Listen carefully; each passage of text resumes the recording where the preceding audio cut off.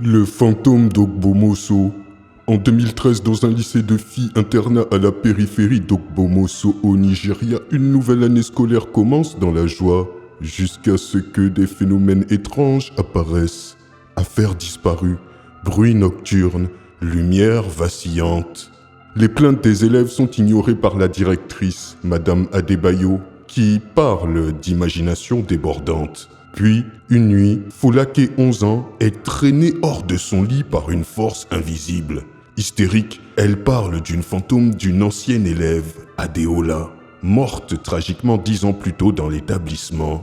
Les incidents s'intensifient.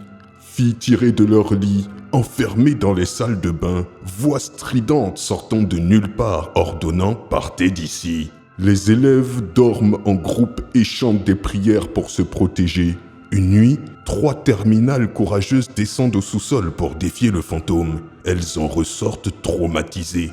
2 sont inconscientes et la 3e délire en parlant d'une entité démoniaque. Un prêtre est appelé, un exorcisme est pratiqué, mais sans succès durable. Les parents paniqués viennent chercher leur fille en masse. L'école ferme temporairement. Un médium réputé, Monsieur Babatunde, intervient et déclare avoir libéré l'esprit d'Adeloa. L'école rouvre ses portes. Un semblant de calme reprend son cours pendant 2 ans. À l'automne 2015, tout recommence. Encore plus violent.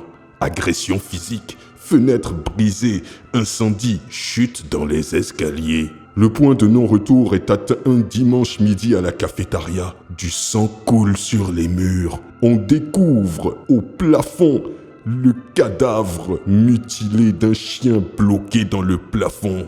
Il est écrit en lettres de sang sur le mur « Je m'appelle Ado, pas Adeola, et je ne quitterai jamais cet endroit ».